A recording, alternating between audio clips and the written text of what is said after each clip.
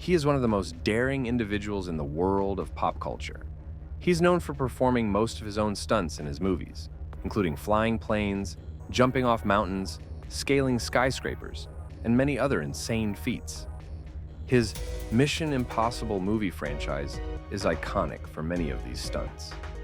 When asked about why he does these stunts himself, he said, "Don't be afraid to be afraid." Sage words. Recognize when fear becomes the primary barrier to your attempting new things. It's often the initial thing you will go through to get to something better. Expect it. Look at it. Go to it and get past it. Fear is useful even if sometimes it's a result of a false reality you've created in your mind. Certain emotions help you navigate life, and fear is one of them. If not viewed from the correct perspective, it could be a significant obstacle to achieving more successes in your life. Just like pain alerts you to when something's wrong, fear alerts you to potential danger.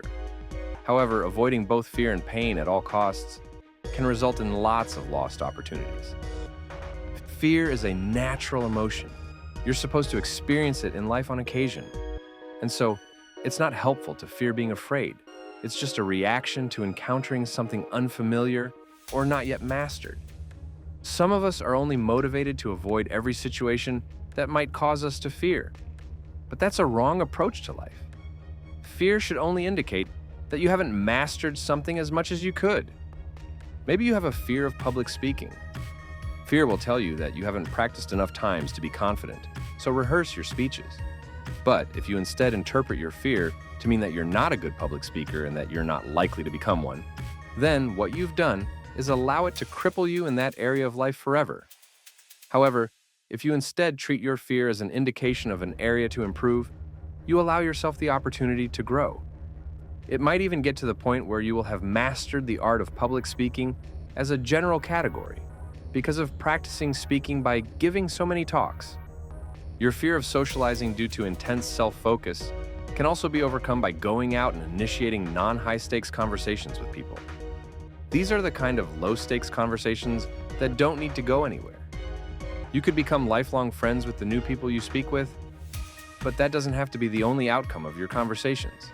The conversation itself is reward enough.